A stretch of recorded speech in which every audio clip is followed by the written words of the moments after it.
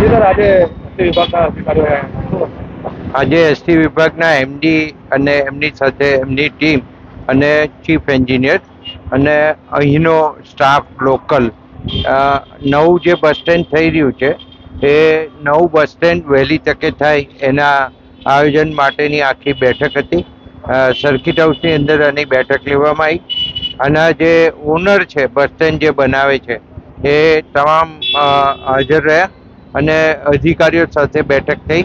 ત્યારબાદ એમણે અહીંયા નવા બસ સ્ટેન્ડની વિઝિટ કરી છે અને વિઝિટ કરીને એમાં કેટલાક સૂચનો પણ કર્યા છે અને સાથે સાથે ટાઈમ લિમિટની અંદર કામ પૂરું કરવા માટે કોન્ટ્રાક્ટરને કહેવામાં આવ્યું છે અને એમાં બિલકુલ સ્પષ્ટતા સાથે એમને ચીફ એન્જિનિયરને પણ કહ્યું છે અને ચીફ એન્જિનિયરે નીચે એના માલિકને પણ કહ્યું છે કે આ ટાઈમ લિમિટની અંદર કામ પૂરું થવું જોઈએ.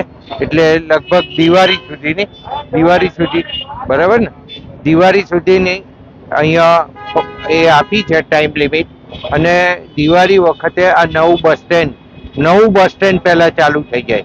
એનો શોપિંગ એરિયા પછીથી ચાલુ થાય પણ બસ સ્ટેન્ડનો ભાગ શરૂ થઈ જાય એ પ્રમાણેનું આખું પ્લાનિંગ કરવાનું કહ્યું છે અને એ પ્રમાણે આખી કામગીરી આજથી જ શરૂ થઈ જાય એ પ્રમાણે સૂચના આવવાનું. કેટલા ટકા કામ થયું છે, કેટલું ટકા બાકી?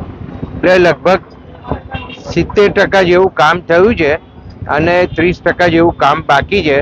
એ 30% જેવું કામ થાય એટલે આપણે પહેલો ભાગ જે બસ સ્ટેન્ડનો છે, જે જગ્યાએ બસ ઊભી રહેવાની છે, એ આખો ભાગ ચાલુ થઈ જાય એ રીતનું આયોજન કર્યું. My school is one such future ready school where I understand each and every concept taught in the class and don't rote learn, where teachers don't just use books and blackboard to teach but use new ways of teaching and learning like audiovisual learning, activity based learning and group activities which enhances my conceptual understanding. My school also teaches coding, which is an important 21st century skill.